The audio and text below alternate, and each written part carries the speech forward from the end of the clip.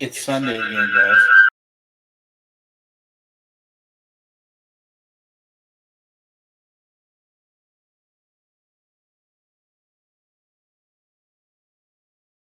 Okay, it's Sunday again. And after a couple seconds of brief technical difficulty, we're doing good. We're in the lounge. The speaker system's fixed, and we're back talking TTRPGs. So welcome and thanks for joining us. I am Josh Wallace. I am the guy that holds the keys and keeps them and unlocks the door and greets people on their way in.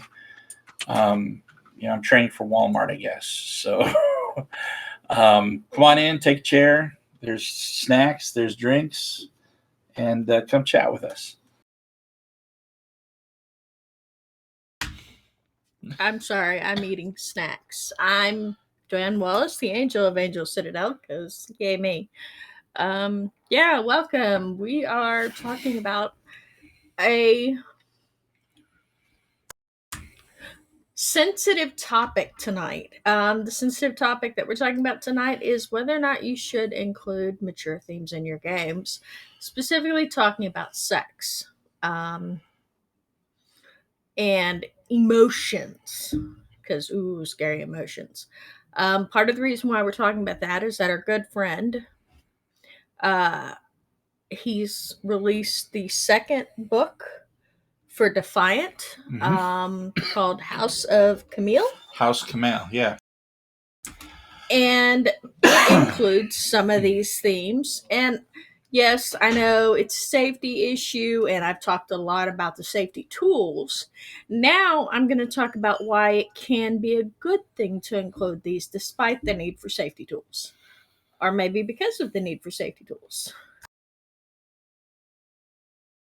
So stepping back just a little bit, you know, we talk about this, and in talking about this, I don't want to give the impression that either Joanne or I feel like you have to include these games or these themes in your games if you want them to be valid or something. That is absolutely not what we're saying. Um, we've, for instance, for a long time, Joanne ran a game for a bunch of teenagers, my son included, some of his friends and their parents, or at least their dads, that it didn't include any of these themes. And there was plenty of role playing going on. There was plenty of laughs to be had. There was plenty of interesting things to happen. And nothing like this ever came up. And so that's okay. You can run games like that, and that's just fine. You can also run role playing games, as in ROLL. Um, you know, I've done games like D&D 3 and 3.5 get or can get, I should say. They don't have to be. They can get quite tactical. When I first started the Red Box, shoot, we didn't know anything about role playing. You got together, you armed your dudes, you rolled some dice, and you miss, I hit. This is how much damage you did, and blah blah blah, and it was all over with. There was no.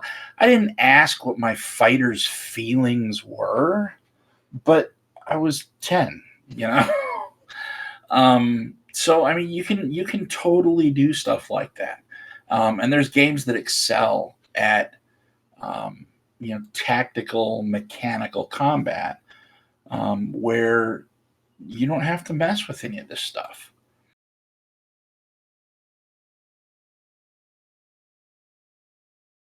I like tactical combat. It can be a lot of fun. So to take us on a side note, since we're talking about since he brought up tactical combat, I've started playing a game called Horizon Zero Dawn Forbidden West. Right, I'm gonna gush for a minute. It's awesome, really, really awesome. Gushing, gushing, gushing. I have a spoiler. Okay, please note word spoiler. Spoiler. Um, when you go to one of the villages, you get a side quest that's called Learn Machine Strike. When you sit down to play this game and learn this game, it's Battletech, only different. It's basically you get pieces like you would for Battletech, and you got to fight the other guy, and it's Battletech in the future, and it's really, really cool and kind of fun. So yeah. I thought that was pretty amazing, that they put something like that in this game.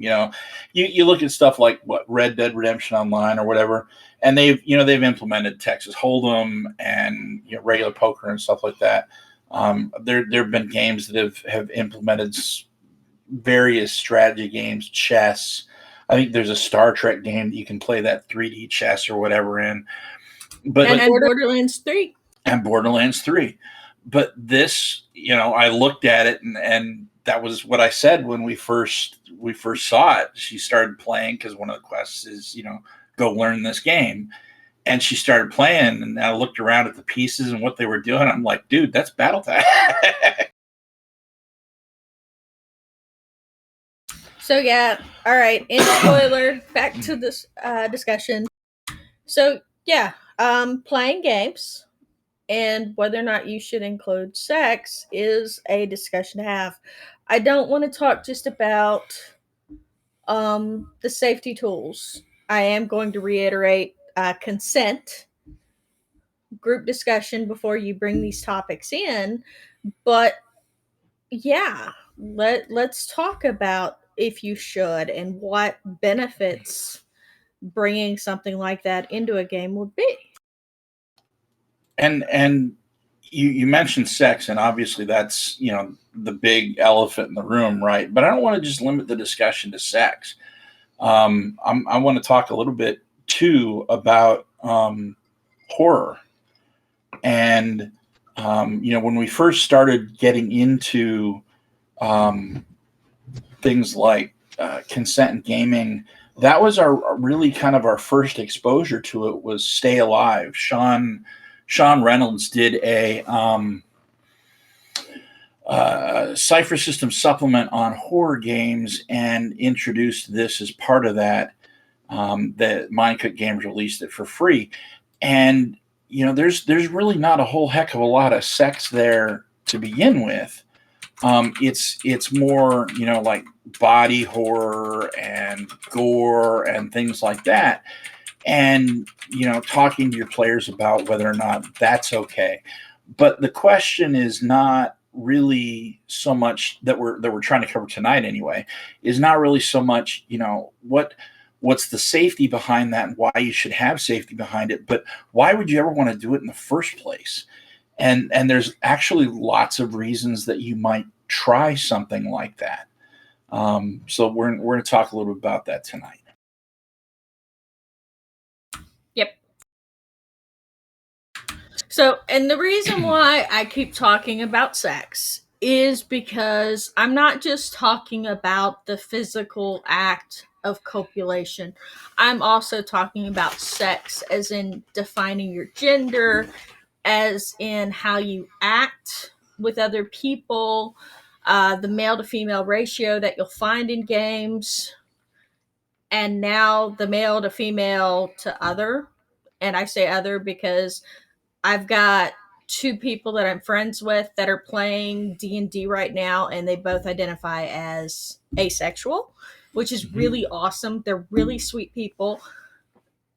One of them's a little odd, but that's okay because they're very much into the how wild can we be without being gross. That's a fair statement, yeah. And when I say how wild is that he likes to bring food on and he'll be eating and then he'll make food noises, and it's really annoying at times because food noises. I tend to have issues with food noises. I'm not talking the happy food noises that some people make that are really cute. I'm talking about the mouth smacking, open chewing that just. But yeah, and I am talking about the physical act because reproduction involves sex. I mean, they did discover that you can use bone marrow from a female to create another female, but that's expensive, like extremely expensive. Like Mm-hmm. even IVF, in vitro fertilization, is really expensive. Because I looked it up because a friend of mine wants to have a kid, and yeah, it's going to cost her $12K after insurance. Ouch. That's painful. Yeah. Ow. That's the cost of a car. Yeah, it is. But she's a lawyer. She makes really good money, so more power to her. I hope she's successful because she'd be an awesome mom, because she's one of those people that's like the super patient, wonderful, nice people. And she loves kids. So, yeah. So, what does sex bring? What would talking about and including sex in your games? And I'm not saying erotica, right? I'm not talking about you sit there and you describe the sex, because I'm not talking about porn. I'm talking about what does sex bring? Okay, for GMs, sex can bring things like complications to the game. Guy and a girl gets pregnant. Hey, look, it's a baby. Guy and a girl, and the girl isn't exactly clean. Hey, look, cure disease. Or the guy's not clean. Cure disease. But even deeper than that, right? Most of the time, and I don't want to say 100% of the time, but a lot of the time, sex includes emotions, right? And so, you introduce it in the game, and then all of a sudden, um, this NPC or this other PC is now attached to this character, and you have to figure out you're going to deal with that in game. Imagine for a second, if you will, you spend a lot of time in a town. This is a fantasy game, let's say, and one of the NPCs that you mingle with is sweet on one of your fighters or something, and they go and they do the deed, and she catches feelings, right? And now all of a sudden he wants to go off and go delve a dungeon and find this, nasty lich and try and find the phylactery and kick its butt or something. And she's like, hey, wait a minute. I don't want you to do that. You might get hurt. And there's a potential argument there. Does the fighter share the same feelings? Does he worry about whether or not he's going to be coming back to this girl? Or was it a one-night stand? If it's a one-night stand, does that get around town? Does that change the dynamic of the other NPCs and how they view this party? There's all kinds of ways that this can get totally messed up just from introducing a emotion-inducing act. I have two words for you when it comes to something like that, especially if it's an NPC that has a parent. Sword point wedding. Oh, heck yeah, man. Yes, I've done that. It was with a discussion with the group, and the person that was playing the character agreed to do it. He got caught with a nobleman's daughter, and guess who ended up getting married? Mm-hmm. He wanted to retire the character anyway, so we figured that this was a good way for him to remove the character from play. But I did the full daddy catches them in bed together, and they get dragged before the priest before they can say boo, and boom, he's married. Getting back to the discussion that it's not just sex that can do this, Why don't you go ahead and talk a little about what happened in Invisible Sun to Claire? With her house burning To her down. house. Yeah, that was an emotional roller coaster, right? We had planned it. I agreed to it, but having those emotions of losing everything and everyone, all of these ghosts were her friends and now they're gone. And even her neighbor got scooped up. That introduces all kinds of crazy plot um, devices for me to hook onto and pull the story in different directions and offer choices for the group now, because they had to figure out, okay, where is Claire going to live? How are we going to rally around our friend and help her? What is her losing this theater mean to us? Does it matter? Or does this change anything for the party? And so all of these are different ways that we can talk about big emotions and big subjects without or with a little bit of distance, right? It's a lot different than saying, okay, um, my personal house burned down. That's got a whole other set of emotions tied to it than saying, okay, my character's house burned down, right? So role playing allows us to keep that at arm's length while still exploring things like that. Well, and it's not even just the sad emotions. You can do that with the happy You emotions can. or fear, like exploring what you're afraid of. That's one of the big things that horror allows you to experience. Like That's exactly why I brought that up. yes, I know. I have notes. Mm.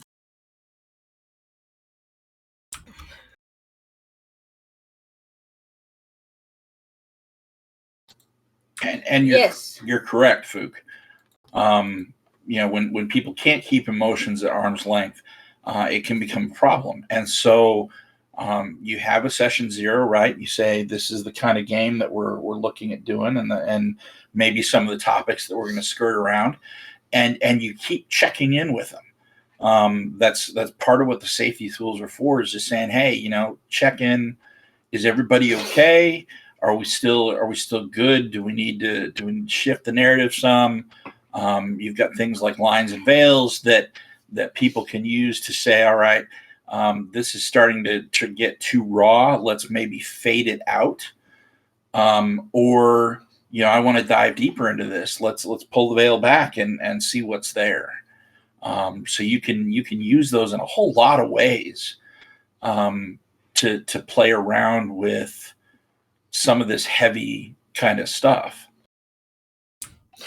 That makes me think of another game, Vampire the Masquerade. That allows you to explore more of the darker emotions, like the power, the bloodlust, the more animalistic, like their Feral. name starts with a G. Gangrels. Uh, like with the gangrels, or even experiencing body horror, Mhm. with the Nosferatu, or the magic aspect, the traumatic. This allows you to explore the darker emotions with those safety tools to where you can feel that without actually going out and killing people, right? Because that's bad. Don't do that.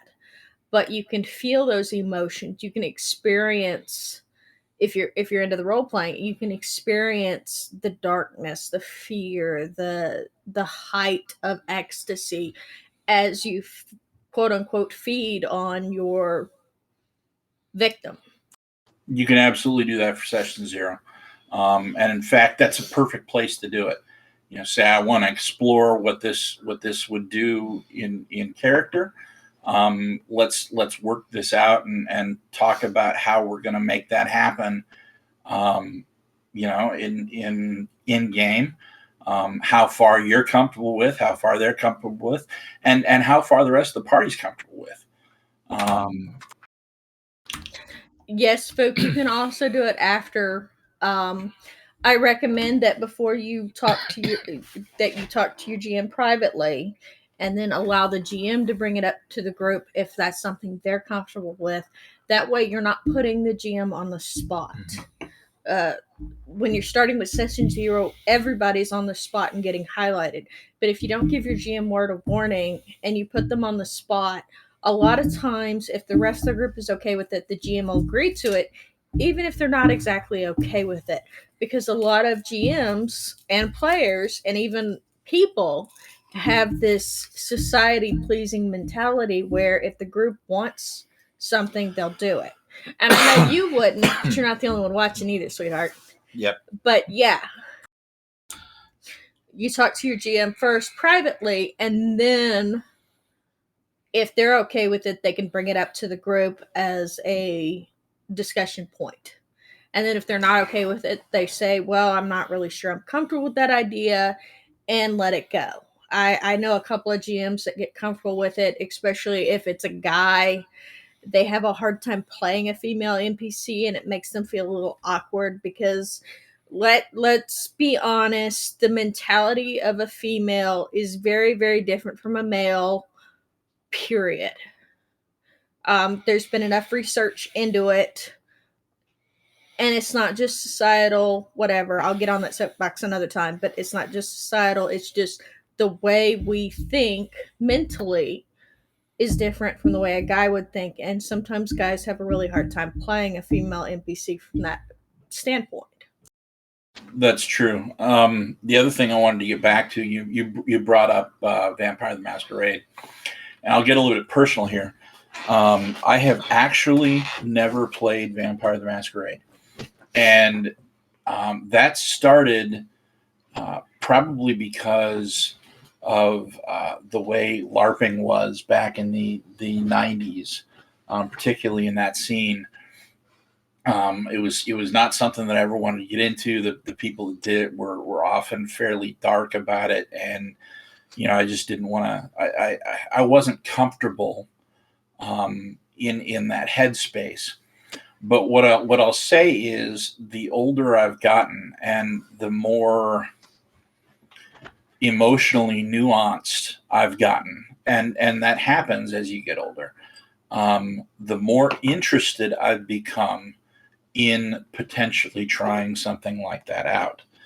And so, you know, if you're looking at things like mature themes, whether you're talking about sex or whether you're talking about dark emotions or whatever it is, the other thing that you have to take into account is the emotional maturity of your audience and the emotional maturity of your party, not in a like a segregating kind of a way, or not in a I'm more mature than you kind of a way, but we're all trying to have fun. Let's find a level that we can all have fun at, and then go there. And then if that level changes, and it likely will, with time and trust, then maybe we can shift and explore down some other avenues, and that's okay.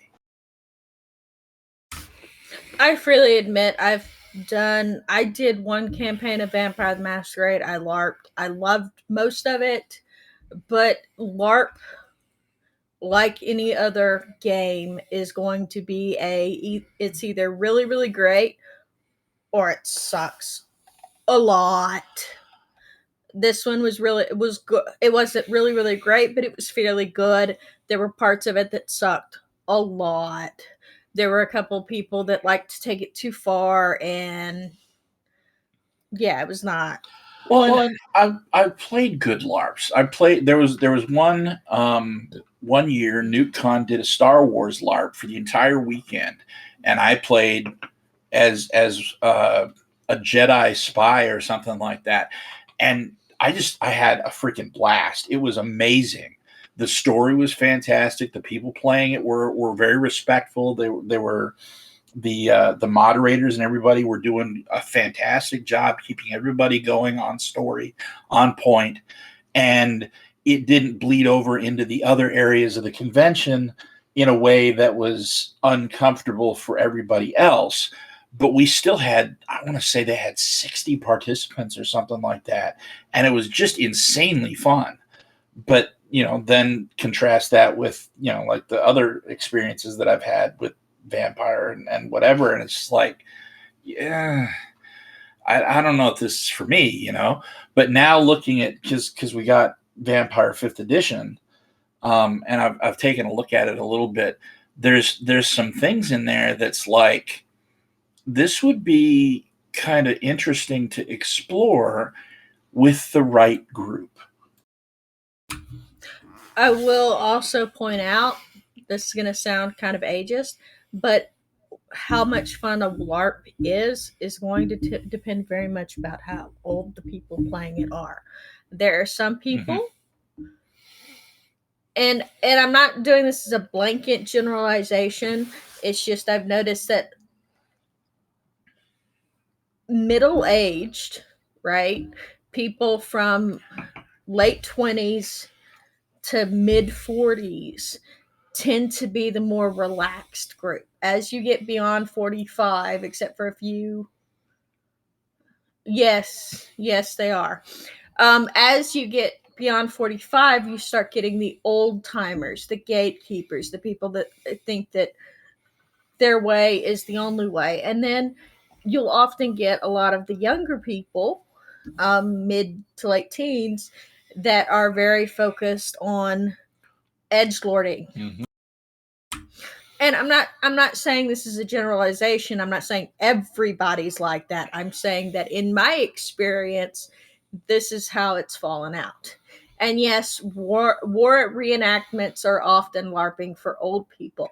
That also includes things like the SCA, Society of Creative Activism, and there was a group in Texas called the Amp Guard Group. It's more just Texas. Well, I only knew them in Texas, but they ran around and hit each other with foam swords. So, yeah, Dan and Steph did Amp Guard for a while. So yeah, I played a mage and got to throw tennis balls at people. It was nice. Well, okay, they were tennis balls, but they were wrapped in foam to where they didn't hurt as much. But I have a pitcher's arm, so I was asked after my second time of playing a mage not to play a mage anymore, and I was given a sword because I was leaving bruises, and they inspected my balls, and they... Okay. Nope. That's yeah. All right. They inspected your props. So they inspected the tennis balls, and the way I had done the tennis balls is that I had the tennis ball, and then I had used foam of about 3 inches all the way around the ball, so it made it a big softball size. And then I had cloth off the end because the cloth was supposed to represent the color, like red for fireball, white for ice ball, blue for electric ball, things like that. That's kind of cool. Yeah, I had all kinds of props. Like I went prop happy. And with Amp Guard, the only places that you're supposed to hit are between from collarbone to waist. And then your legs and the arms. But basically you weren't supposed to go for headshots or groin. Groin shots, yeah. Because it's rude and people end up on the ground and it hurts. And they didn't want to deal with the potential of concussions. And I would peg people in the arm, the upper arm right in here, almost every time because they'd spin and they'd drop their shield and I'd hit them there. And bruise. And I got asked to no longer play a mage because I was throwing the ball too hard. And it's like, dude, I'm just throwing the ball. Come on, man. So we've been together, what, 10 years? And I've never heard this story. I love that I keep finding out new reasons that my wife is awesome. I'm not going to lie. I'm sorry I never told you that story, but It's okay. Like I said, you learn new things about people that you're with. And quite frankly, everything I learn about you is amazing. So keep, keep surprising me, please.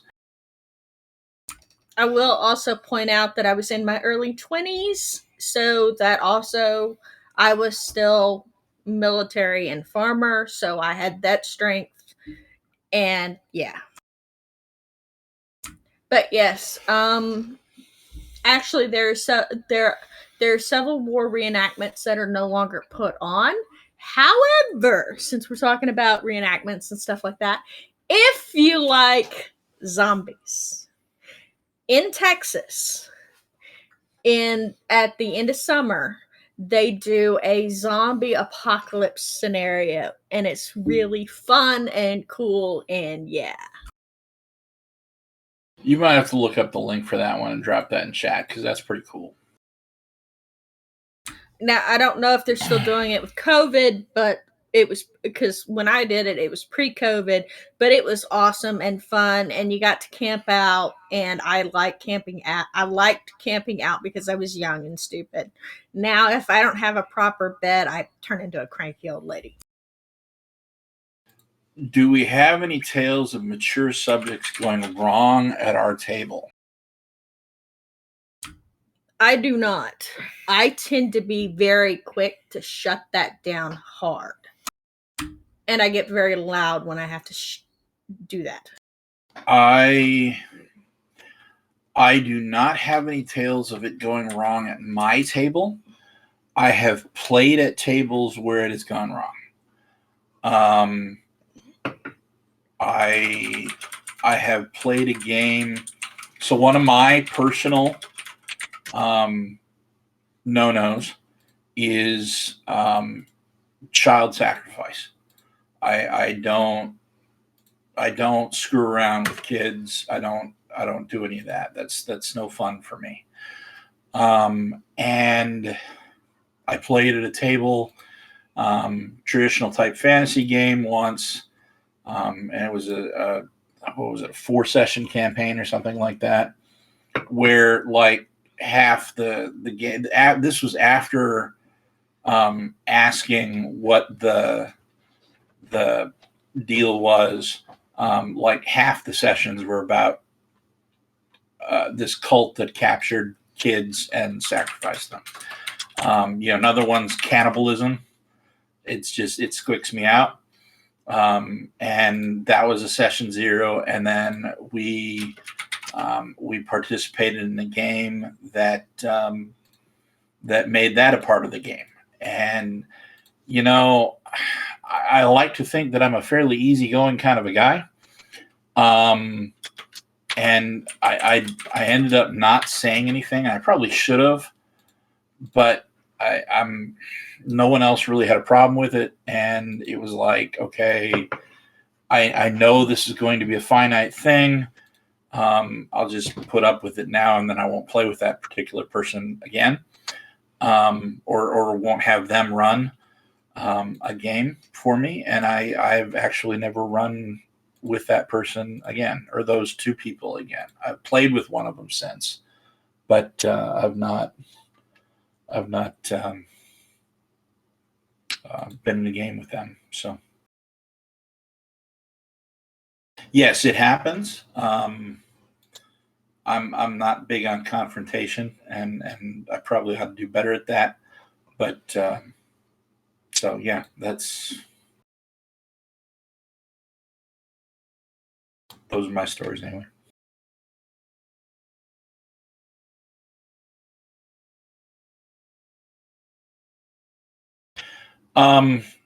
Getting back to the topic, aside from like emotions, one of the things that mature themes in gaming does, specifically, so you're guessing that Joanna, what now?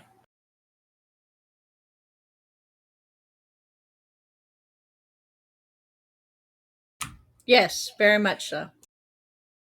And at those two times, I asked Josh if he wanted me to step in, and he told me, no, don't worry about it. Otherwise, Mama would have gone full blown Mama Bear, and yeah. But he told me not to step in, so I didn't out of respect for him.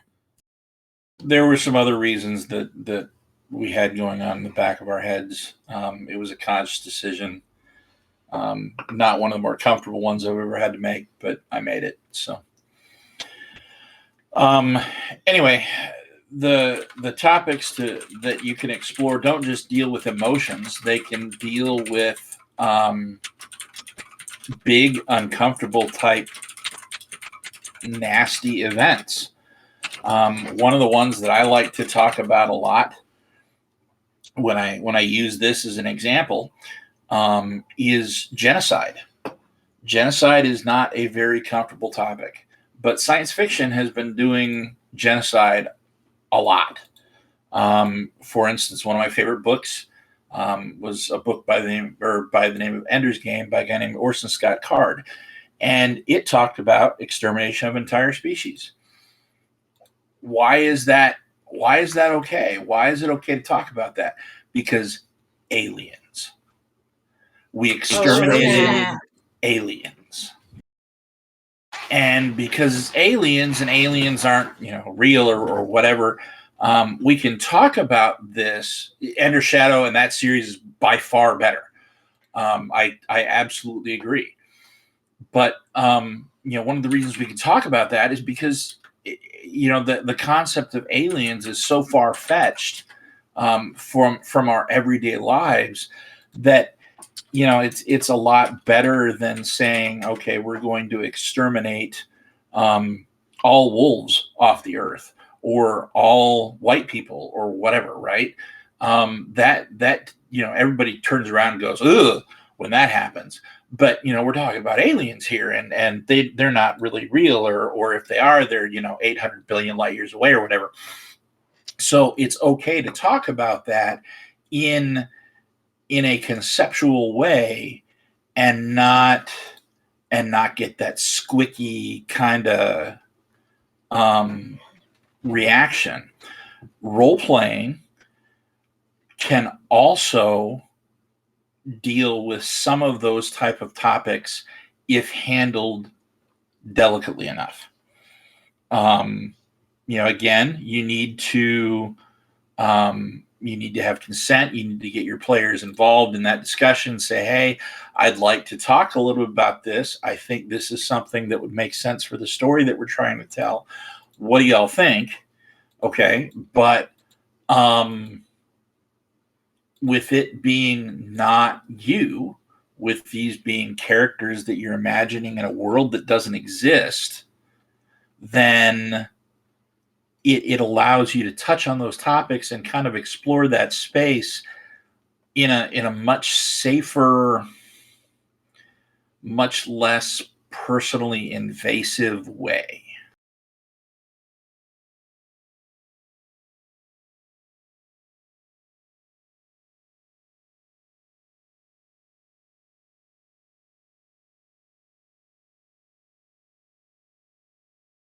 Now that's one I've not heard. Yes, they did. It also had to do with the fact that in the UK they tended to attack people more than North American wolves did.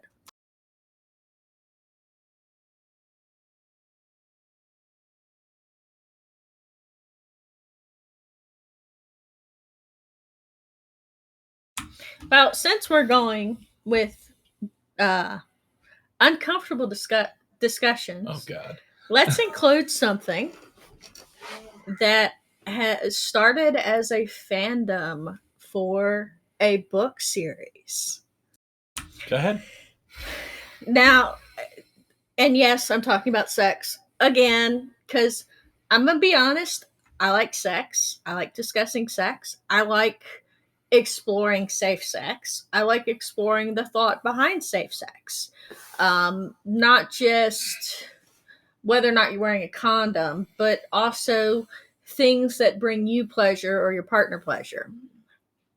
So this fandom is called the Korean lifestyle, and it is based on a man called Norton. John Norman.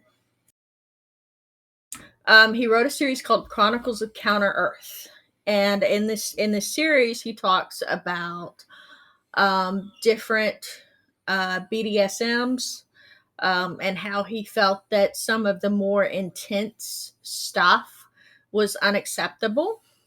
And you'll see a lot of people that get up in arms about it, calling it misogynistic. Mm-hmm.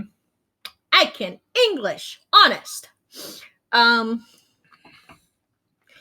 and so you have this stuff, and it can be incorporated. One of the big focuses of this world is of the world that he's talking about is the master and slave relationship. And he's not talking about just males being the master. He's also talking about females being a master and having either another female slave or a male slave. And his thought process is somewhat interesting, but his grammar needs serious work. So I don't really read his books because they make me want to stab people. But I've read enough to know what the gist is. But again, this is something that gets attached to in fiction. So why can't we talk about it in our games if we have our people that are comfortable with it? And that's really the key, right? So the theme that you're going to see here and hear over and over and over from us is as long as everybody's comfortable with it. You know, role playing can be, and the great thing about role playing, okay, is that it can be anything that you want it to be. So when I look for and make purchases, I look at something what I call the fun quotient. Okay, and basically it's hours of enjoyment per dollar spent. And if the fun quotient is high enough, I'll buy it. And I've got kind of a threshold of what I believe is good and bad. Role playing games have always been extremely high on the fun quotient, not because of any preference to that particular type of book, but the fact that with role playing games as a system, you can kind of you can, how do I want to say this?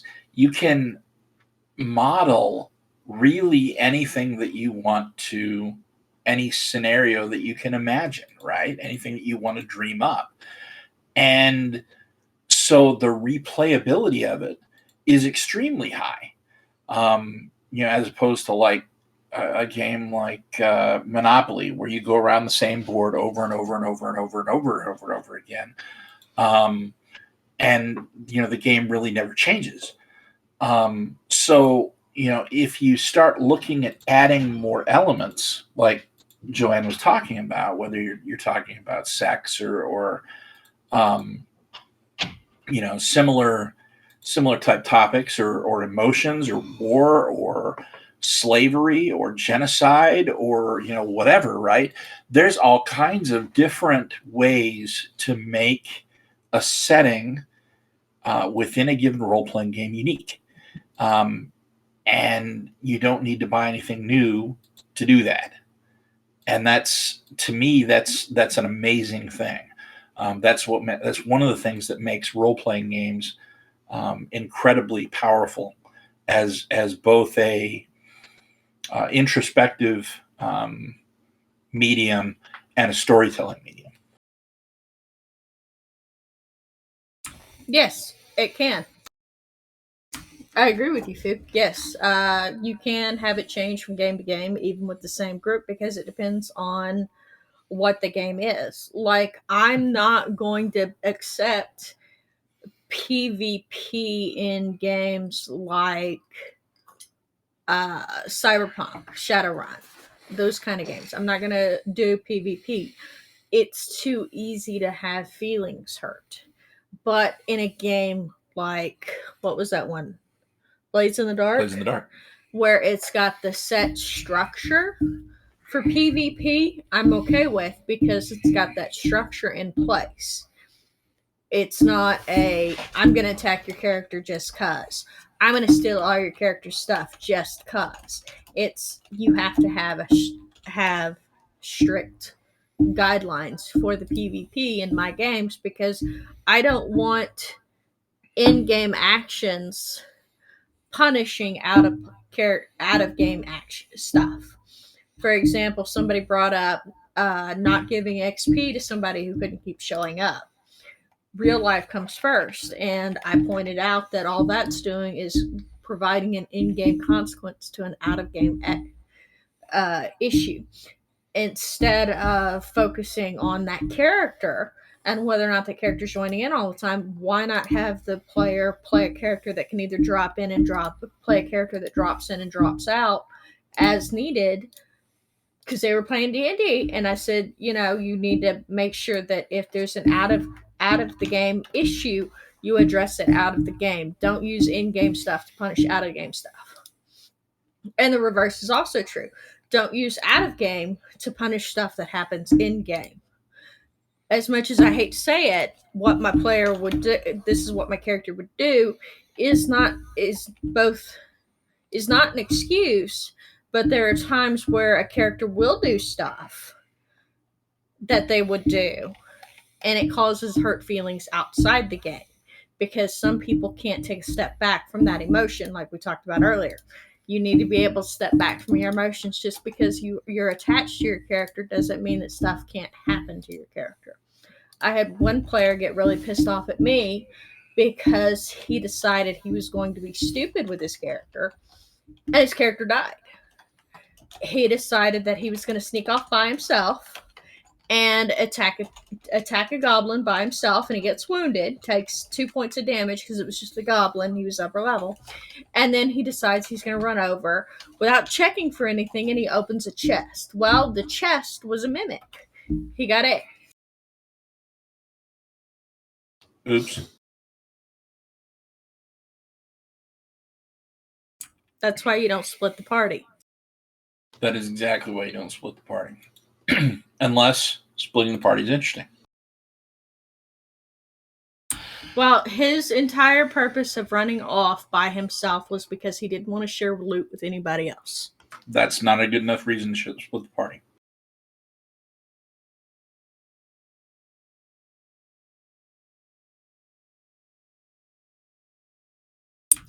It depends on how they're uncomfortable.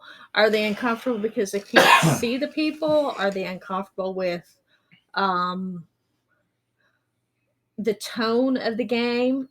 What are they uncomfortable with? Because that's going to change how you deal with it. If they're uncomfortable with not being able to see anybody, then talk to the group about it and see if you can arrange a way for them to see each other with cameras. If that's not possible, then maybe each person, like for some areas of the world that don't have good bandwidth, maybe provide a picture of each person. Well, one, it can show up in their voice. Because I know that a lot of people, when you listen to them, when they start getting uncomfortable, their voice gets tight, and they start showing it through their voice. They'll start either talking softer, or they'll go a little louder and a little more high pitched, depending on who they are. The other thing is you just ask them, how are you doing? Are you feeling comfortable? Is there something I can do better? It's going to come down to them telling you they're uncomfortable. It's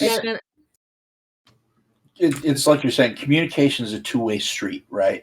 As a GM, you're responsible for providing an environment where your players can communicate with you. Okay, that's not something you can avoid. But at the same time, your players are responsible for speaking up. They don't have to feel like they have to hit you blindside or hit you cold. You say, hey, is there something that I'm doing that's needs to be improved? Is there something that I'm doing that's making you uncomfortable? Is there something that I'm doing right? Comment. And then they have to actually comment. You can't force them to do that. That's not within your power. No, it's not. And for example, I did have an episode that uh, I was contacted later. I had them encounter a tribe of women and it was a group of all guys, and I had them encounter a tribe of women that threatened their genitalia. And the guys had all said that they were okay with that. But one of the guys later contacted me and said that he didn't really feel comfortable with it when it actually happened and for not to do it in the future. And I said, okay, I can not do it in the future. Sounds great. That's part of the checking in and making sure you've got the open door communication.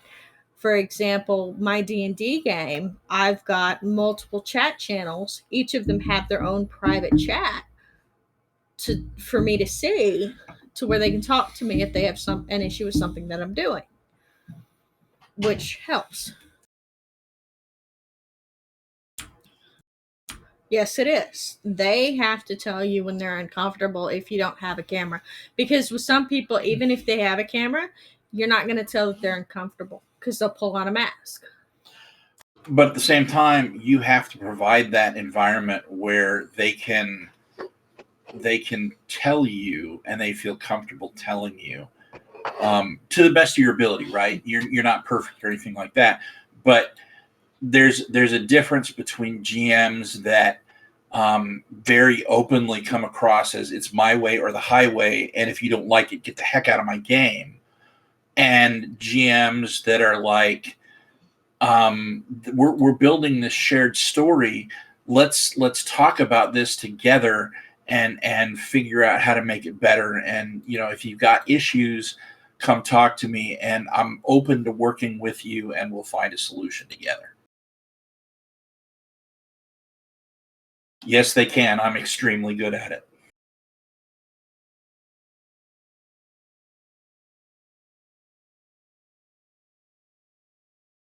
Yes.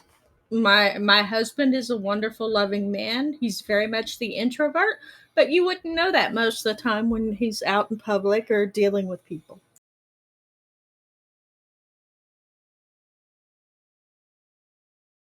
But if given the option of going out or staying at home and playing on the computer, he'll pick playing on it, staying home. 100% of the time. Unless it's Aslock. Yeah, Josh is an introvert. Yes. Josh gets extremely tired dealing with people. I do it, I've got a job where I can't avoid it. Now anyway. Yay, job. But I'm a manager. I deal with my subordinates. I have to deal with my peers. I have to deal with the people that I report to. I'm an engineering manager, and I do customer facing work. I'll actually get to that in a second. And usually I will come home and I'm tired and I don't want to go out anywhere. I don't want to talk to anybody. I just want the things that make me comfortable and put my spoons back. And she's sitting right next to me. Now, when you say this fireside chat must take a lot of spoons, then in some ways it does, and in other ways it's actually better than I thought it would be when we first started. Much like role-playing games allow you to deal with topics at arm's length, right? One of the benefits to doing this kind of a format where we're answering questions and talking about TTRPGs over the internet is that I get to deal with people kind of at arm's length. And while it does take some spoons to do that, it takes less spoons than if it were, say, us doing a seminar or some crap at like a convention somewhere, locked inside a conference room with 90 or 150 people or whatever. We're sitting up on a podium somewhere and having to deal with that many people live. That to me, it would seem like that would take a lot more spoons than this does, if that makes sense. There's also the fact that we take turns talking. Yes, I actually have done a lot of convention games. How do I put this? When I was younger, I was not as big of an introvert as I am now. Um, Life taught me some very bad lessons that way, and I actually got worse rather than better until I married Joanne. And I've started coming back the other direction, but I've got probably 25 years to untrain before I'm back where I was before. But yes, I've done convention games. I've gone to conventions since then, and those for me take a lot of spoons. Um, am I going to do it in the future? Probably. And that it's a business decision because gaming is our business and Angel Citadel is our business. And we're going to go to conventions as Angel Citadel and do things as Angel Citadel.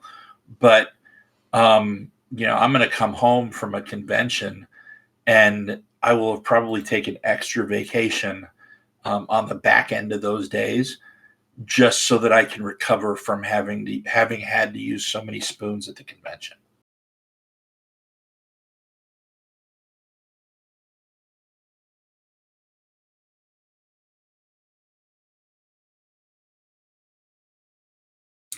I only did the one convention game, and that was online. But yes, gaming is our business, and business is good. I wanted to say that. Yeah, but yeah, we tend to do conventions. What conventions we'll do, we haven't decided yet. We're at least going to do the one that's put on by Monte Cook Games. Probably not this year because of the whole job situation, but next year maybe. I will probably not do Gen Con for the simple fact that even though I'm the extrovert, I'm not dealing with that many people. Especially with so COVID happened and everybody started wearing masks and I started wearing masks. And one of the things that I found with wearing the mask in public and going to the store wearing the mask, I didn't get colds. I haven't had the flu. And to be honest, I'm probably going to continue wearing masks when I'm in big public spaces as much as I can because I like the whole not being sick thing. I get why Japan does it so much now. But Gen Con, that many people in that close of a space? No, I don't think so, Tim. If they offer it online, I will probably look into it. But actually physically going, probably not. I do think that I want to go to NukeCon at some point, and I think there's a con in New York, right?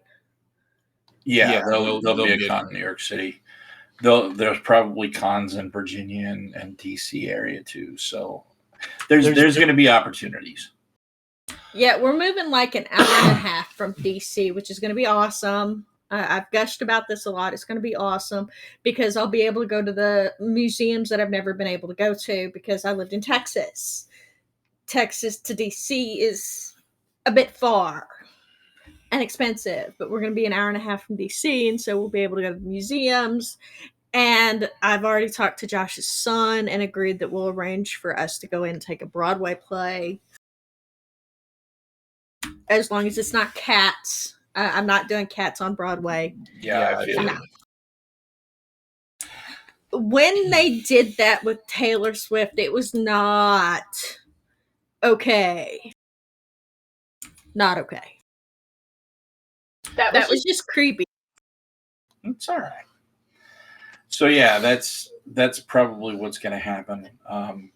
If if we do conventions, more of them will probably be online than offline. Um, I don't know. I'll be honest and I'll be a little bit open here.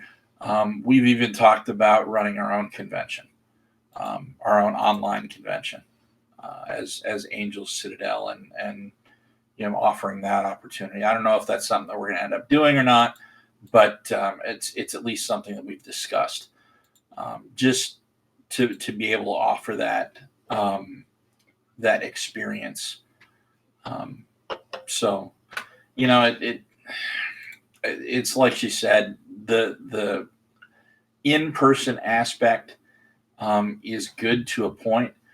She mentioned NewCon. That's a convention out in Omaha, Nebraska. I actually worked for them for a couple of years as a teenager. I made a ton of friends that are still out there. And that's so if we go back to that, that's why we'd go back, is so that I can visit people that I actually know. Not just to go to a convention and say, hey, I went to this convention.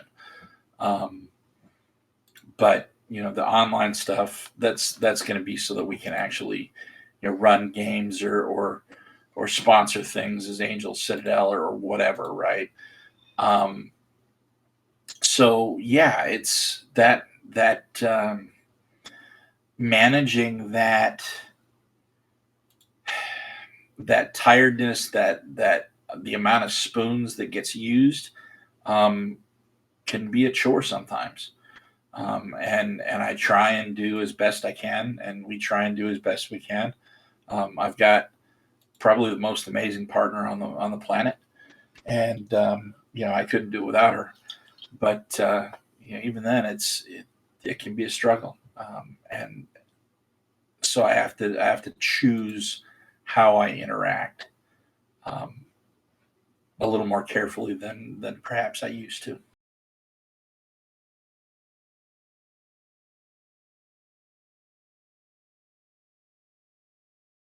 Um, Last point on the topic that we had. Hmm. Um, why would we want to do something like including messy topics in our role playing?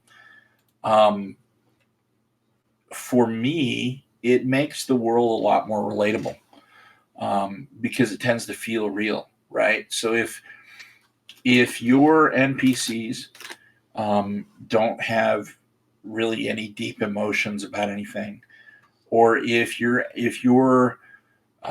locations or your countries or your groups or your whatever, don't ever have anything happen to them that's really really good or really really bad, that can generate those emotional highs and lows.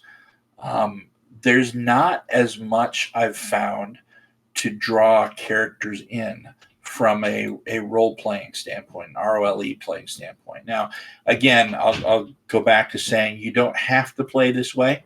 There are lots of people that don't play this way. There are lots of people that'll sit there and tell you, um, I play role playing games to escape reality. And that's a perfectly valid argument. Um, I would never tell somebody that they couldn't do something like that, um, because it makes them happy. For me, I'm in it for the story, and by golly, I want that story to be as hard hitting as I can possibly make it. Hard hitting, happy, hard hitting, sad, doesn't really matter to me as long as it feels like I'm there. I'm the guy that goes to the Star Wars movies, right? And goes to the movie theater to watch them and puts the big screen into where it fills up my entire field of vision, and picks the theater that's got the best sound system that I can possibly find. Because by golly, if I'm going to go to a Star Wars movie, I want to be in space when they're flying around. Um, that's part of the experience of going to Star Wars. For me, with role playing, part of the experience is I want to be in the world that the GM is describing.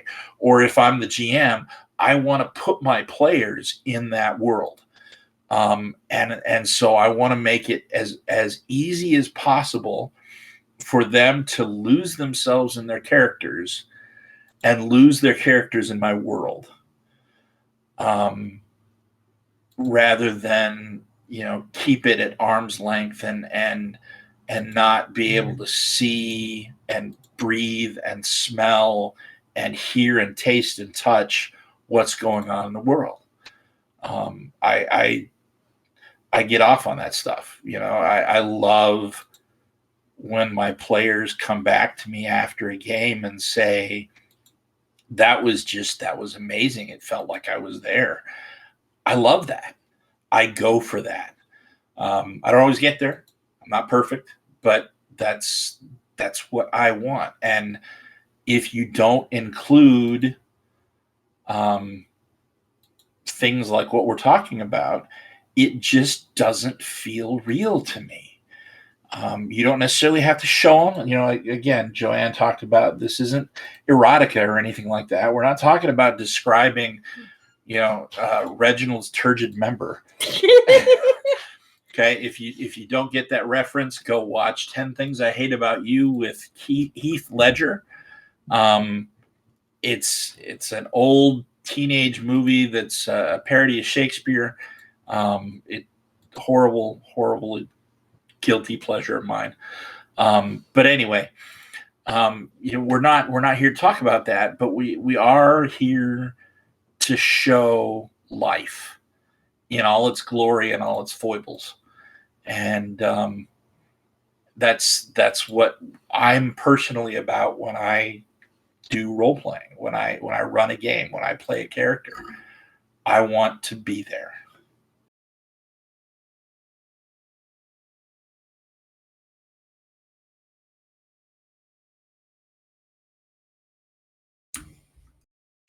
I agree with everything he just said. For me, it also gives more story to the story, right? So you're talking about how the story itself is important, but all right, the for example, you've got the evil king has taken over the kingdom, and he's the usurper to the throne. Why should your characters care? Why are your characters involved?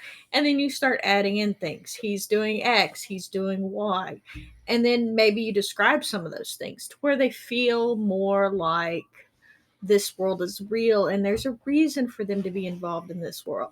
That's also part of the reason why I really advocate the book Arium Create, is because that lets the players that are playing in this world help build the world and gives them a reason to care.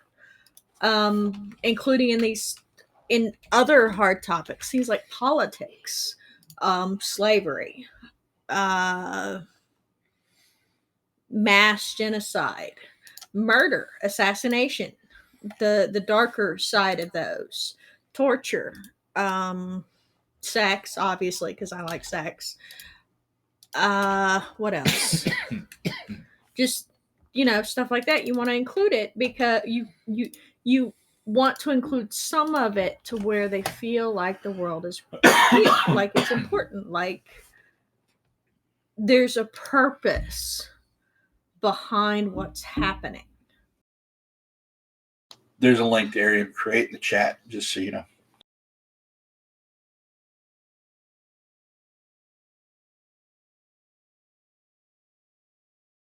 So yeah, I can't think of anything else for us to talk about tonight. If you guys have any questions, please drop them in chat and we'll be happy to talk. Otherwise, I think this is going to call it for us for tonight. I think you're right. But yeah, those of you that have joined us over the course of the discussion, this is very much an informal chat. We want to take your questions. We've got stuff that we talk about, and that's all well and good. But mostly we want to give back to the community that's done so much for us and has provided kind of our main hobby. So if you have player questions, GM questions, group questions, recommendation queries, whatever, drop them in chat. we'll talk about them live, and anything TTRPG is on the table.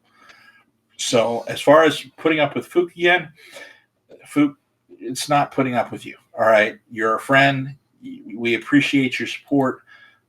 We appreciate that you come, as often as you do, and that you interact with us, because it's what makes this show. This is what we envisioned this show to be, is an interaction with the audience. So you're kind of doing what we originally hoped for this thing anyway. There's really no putting up with you with that. So thanks. You're our friend. Let me repeat it a little louder for people in the back. You're our friend. We support our friends. We like having people come visit and chat with us. We're not putting up with you. We appreciate your presence. Both here and on the Discord and elsewhere that we see you. So, absolutely, we appreciate you.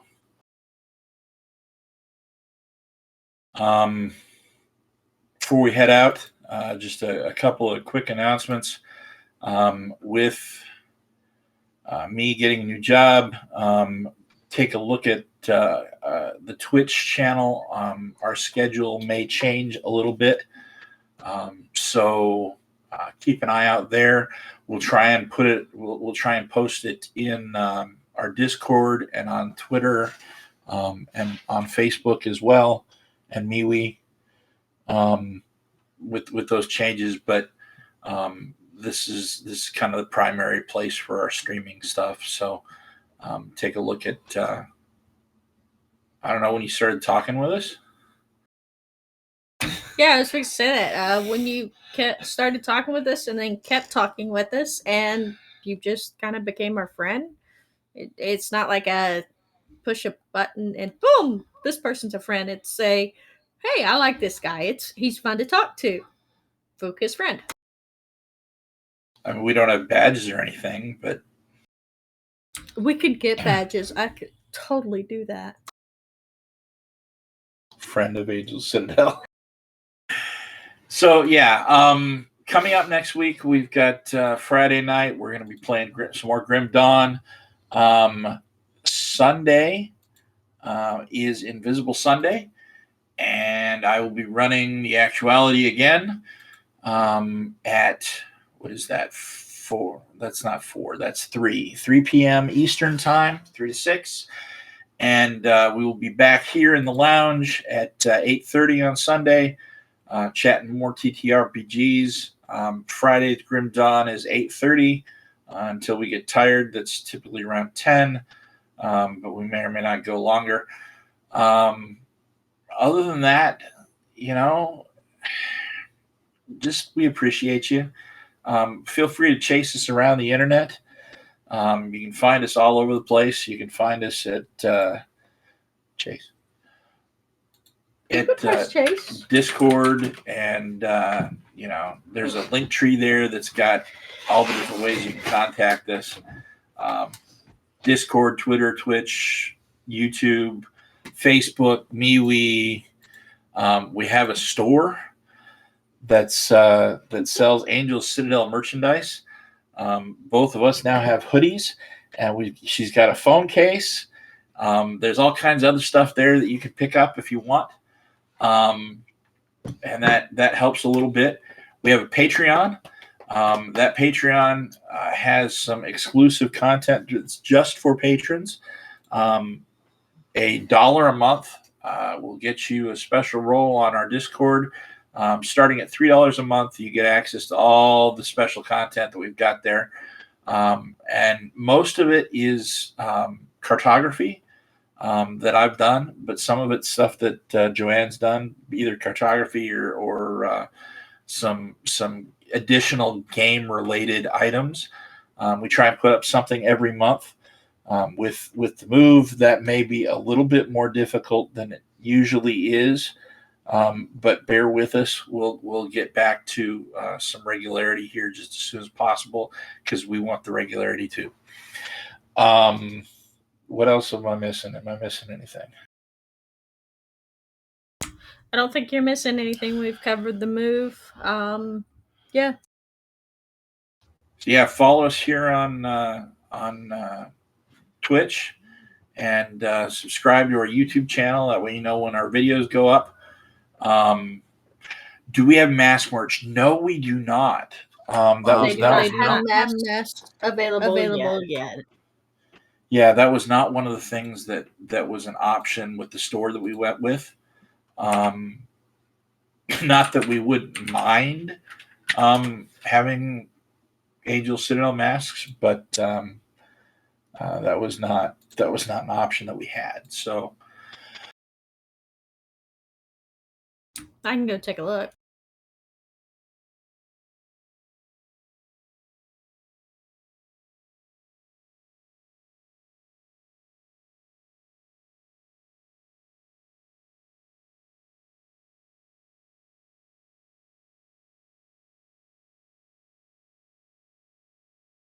never mind. There are now face masks. We will see about getting face masks up on our store here within the next couple of minutes, and you'll be able to order those there. So, yay for masks! Yay for masks! But other than that, I think that covers us for the evening. So I think we're going to sign off here, and from our Citadel to yours, happy gaming.